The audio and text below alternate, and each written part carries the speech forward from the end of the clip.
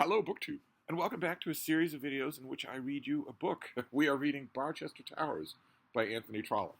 And we have just finished with two chapters describing a big reception put on by the new Bishop of Barchester and his wife, and their horrible chaplain, Mr. Slope. They have big ideas for how to change things in Barchester. They have big ideas for how to, as they would put it, reform the way church services have been conducted for 100 years in the cathedral close. And this is being met with resistance, not only from the Archdeacon, Dr. Grantley, but also from most of the old employed clerics of Barchester, although not their women. Mr. Slope, the odious chaplain, seems to have a mesmerizing effect on the women folk of Barchester, most of them. But the menfolk are lined against the bishop and especially his chaplain. They don't want things to change.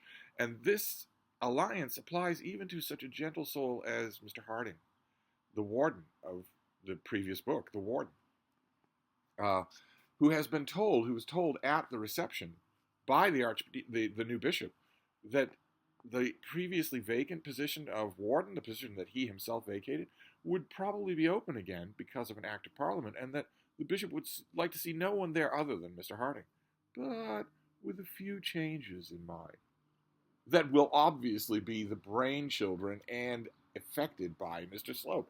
Mr. Harding has already said to anyone who cares to listen to him, I do not want to be under Mr. Slope's thumb. But the matter is left open at the reception. And now with our next chapter, this is chapter 12, we get right to it. This chapter is called Slope versus Harding. 2 or 3 days after the party, Mr. Harding received a note begging him to call on Mr. Slope at the palace at an early hour the following morning. There was nothing uncivil in the communication, and yet the tone of it was thoroughly displeasing. And then Trollope gives you the letter.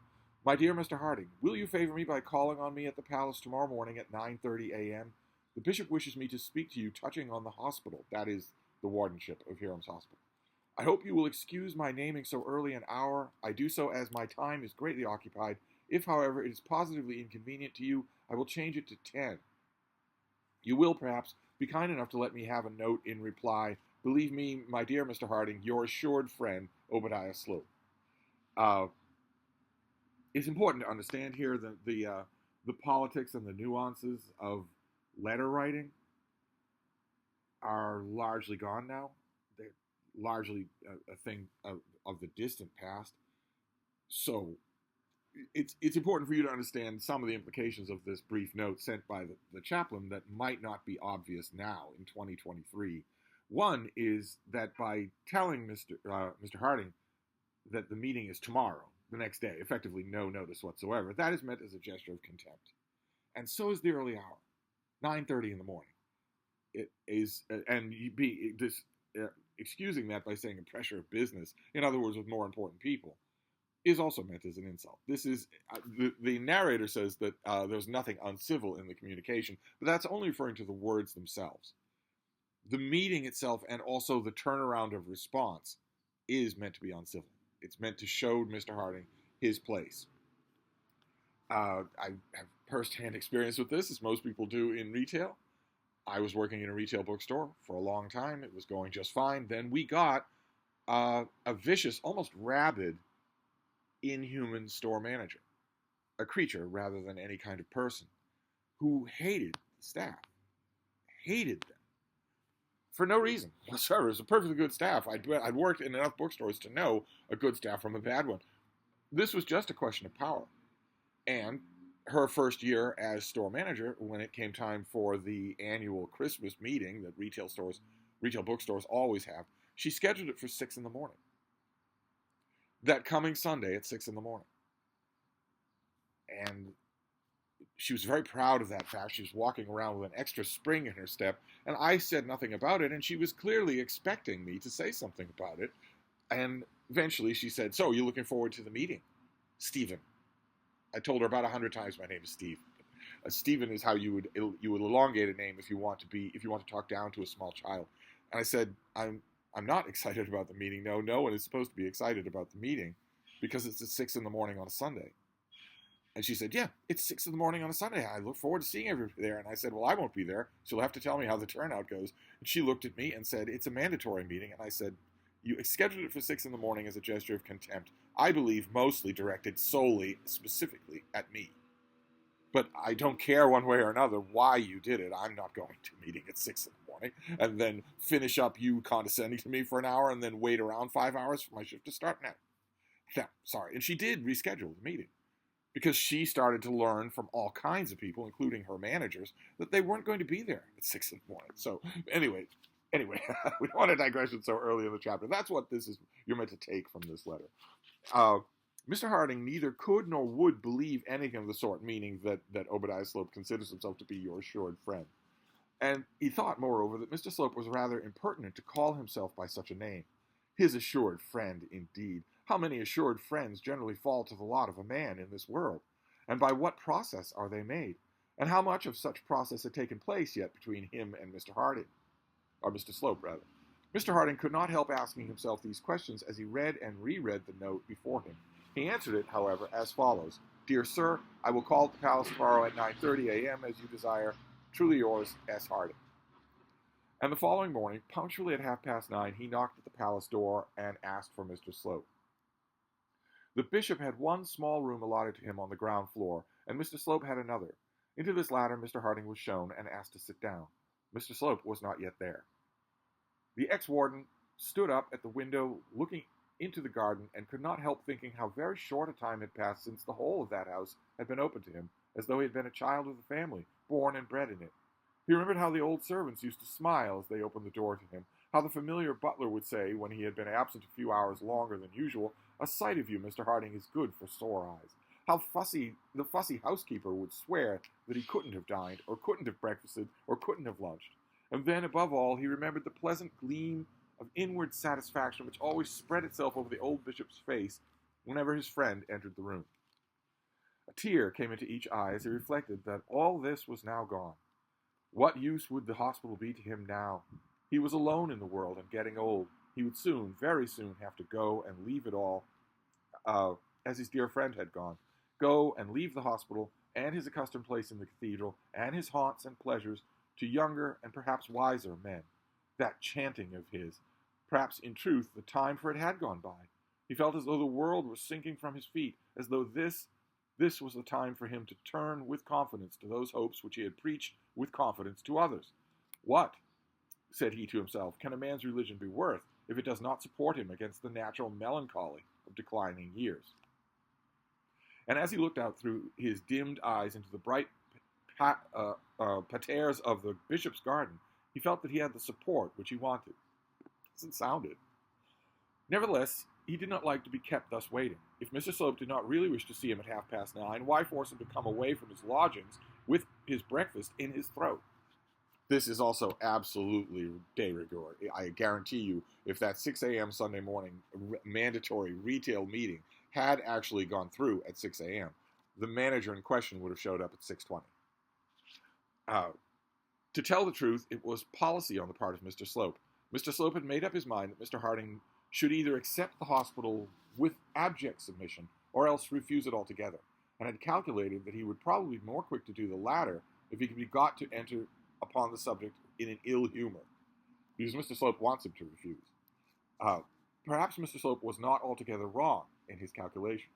It was nearly 10 when Mr. Slope hurried into the room and, muttering something about the bishop and the diocesan duties, shook Mr. Harding's hand ruthlessly and begged him to be seated.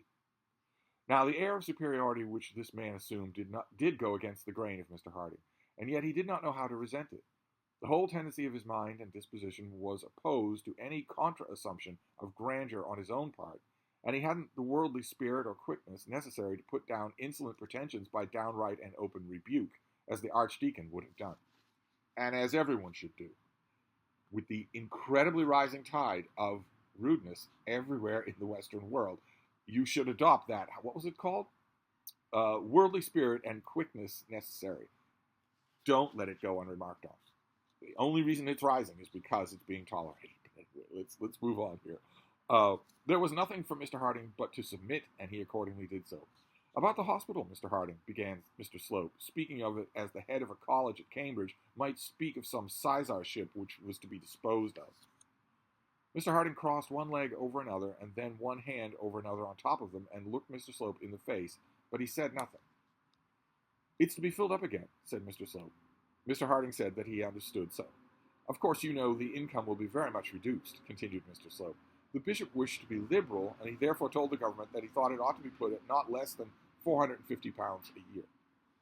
I think on the whole the bishop was right, for though the services required will not be of a very onerous nature, they will be more so than they were before, and it is perhaps well that the clergy immediately attached to the cathedral town should be made as comfortable as the extent of ecclesiastical means at our disposal will allow.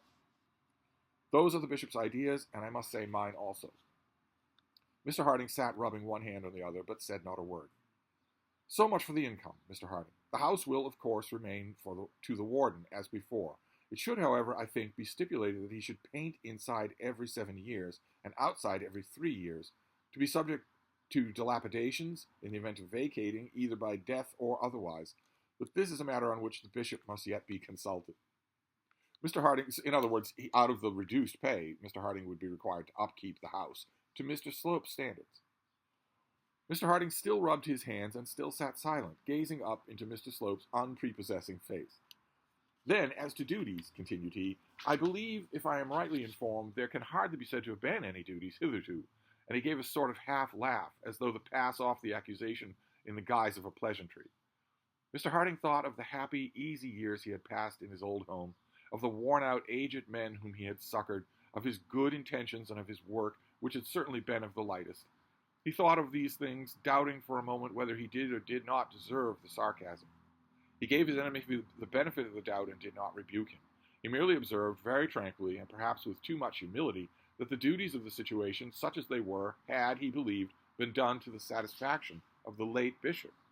Which is entirely true. Mr. Slope again smiled, and this time the smile was intended to operate against the memory of the late bishop, rather than against the energy of the ex-warden. And so it was understood by Mr. Harding. The color rose in his cheeks, and he began to feel very angry. "You must be aware, Mr. Harding, that things are a good deal changed in Barchester," said Mr. Slope. Mr. Harding said that he was aware of it. "And not only in Barchester, Mr. Harding, but in the world at large. It is not only in Barchester that a new man is carrying out new measures and casting away the useless rubbish of past centuries. The same thing is going on throughout the country. Work is now required from every man who receives wages, and they who have to superintend the doing of work and the paying of wages are bound to see this rule carried out. New men, Mr. Harding, are now needed, and are now forthcoming in the church as well as in other professions." All this was wormwood to our old friend. He had never rated very high his own abilities or activity, but all the feelings of his heart were with the old clergy, and any antipathies of which his heart was susceptible were directed against those new, busy, uncharitable, self-lauding men of whom Mr. Slope was so good an example. "Perhaps," said he, "the bishop will prefer a new man at the hospital." "By no means," said Mr. Slope. "The bishop is very anxious that you should accept the appointment, but he wishes you to understand beforehand that what will be required duties. In the first place, a Sabbath-day school will be attached to the hospital." "What, for the old men?" said Mr. Harding. "No, Mr. Harding, not for the old men, for the benefit of the children of such of the poor of Barchester as it may suit. The bishop will expect that you shall attend this school, and the teachers shall be under your inspection and care."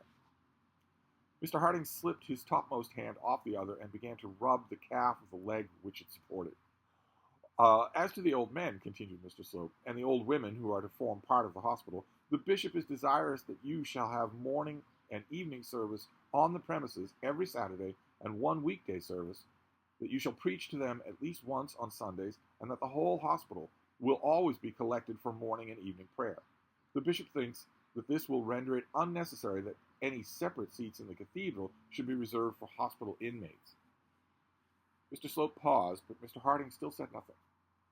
"Indeed, it should be difficult to find seats for the women, and on the whole, Mr. Harding, I may as well say at once that for people of that class, the cathedral service does not appear to me the most useful, even if it be for any class of people." "We will not discuss that, if you please," said Mr. Harding. "I am not desirous of doing so, at least not at the present moment. I hope, however, you will fully understand the bishop's wishes about the new establishment of the hospital, and if, as I no doubt, I shall receive from you an assurance that you accord with his lordship's views, it will give me very great pleasure to be the bearing from his lordship to you of the presentation to the appointment. Notice, Mr. Slope is in the middle of all of this. All of it. None of this is being said by the bishop, and if the appointment comes, if Mr. Harding agrees to all of these new duties, he'll get that good news from Mr. Slope, and he'll clearly be Mr. Slope's employee. But if I disagree with his lordship's views? Asked Mr. Harding. But I hope you do not, said Mr. Slope. But if I do? Again asked the other. If such unfortunately should be the case, which I can hardly conceive, I presume your own feelings will dictate to you the propriety of declining the appointment. But if I accept the appointment and yet disagree with the bishop, what then? This question rather bothered Mr. Slope. It was true that he had talked the matter over with the bishop and had received a sort of authority for suggesting to Mr. Harding the propriety of a Sunday school and certain hospital services, but he had no authority for saying these propositions were to be made peremptory conditions attached to the appointment. He did that on his own. The bishop's idea had been that Mr. Harding would of course consent, and that the school would become, like the rest of the new establishment in the city, under the control of his wife and his chaplain. Mr. Slope's idea had been more correct. He intended Mr. Harding should refuse the situation, and that an ally of his own should get it. But he had not conceived the possibility of Mr. Harding openly accepting the appointment, and as openly rejecting the conditions. It is not, I presume, probable, said he, that you will accept from the hands of the bishop a piece of preferment with a fixed predetermination to disacknowledge the duties attached to it. If I become warden, said Mr. Harding, and neglect my duties, the bishop has means by which he can remedy the grievance. This is a lot of steel from Mr. Harding that we weren't expecting. The readers of The Warden are probably cheering at this point when they read this for the first time. I hardly expected such an argument from you, or I may say suggestion of such a line of conduct, said Mr. Slope with a great look of injured virtue. Nor did I expect such a proposition. I shall be glad at any rate to know what answer I am to make to his lordship, said Mr. Slope. I will take an early opportunity of seeing his lordship myself, said Mr. Harding. Such an arrangement, said Mr. Slope, will hardly give his lordship satisfaction. Indeed, it is impossible that the bishop should himself see every clergyman in the diocese on every subject of patronage that may arise. The bishop, I believe, did see you on the matter, and I really cannot see why he should be troubled to do so again.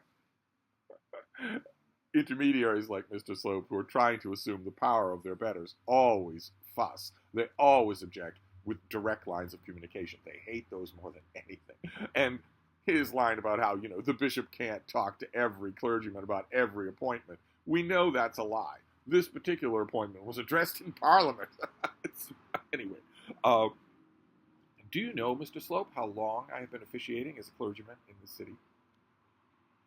Mr. Slope's wish now was nearly fulfilled. Mr. Harding had become angry and was probable that he would commit himself.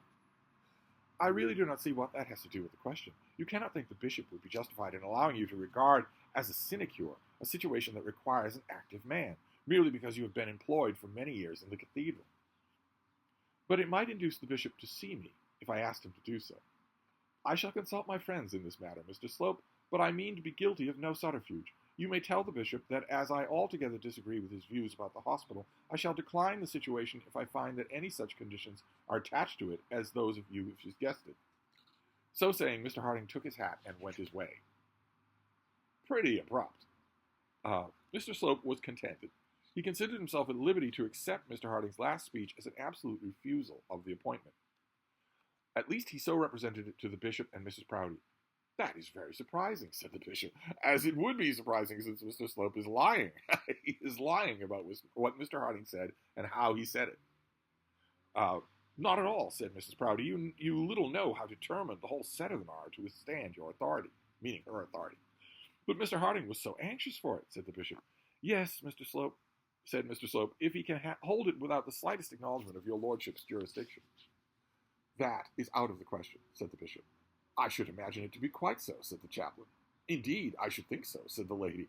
I really am sorry for it, said the bishop. I don't know what there is to be much cause for sorrow, said the lady. Mr. Quiverful is much more deserving man, more in need of it, and one who will make himself much more useful in the close neighborhood of the palace. I suppose I had better see Quiverful, said the chaplain. I suppose you had, said the bishop.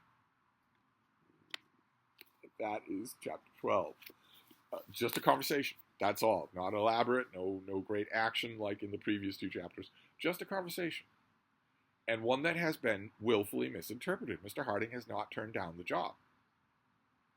But now another man, Mr. Quiverful, who has 50 or 60 children, is going to be approached because he will be a useful toady. Very interesting. And we're right back to cathedral politics. The brief, very colorful interruption by the Stanhope family is over for the moment. But can you stop reading? No way. No way. So that is the latest chapter of Barchester Towers. We will move on next time, and I will see you then. Thank you, BookTube.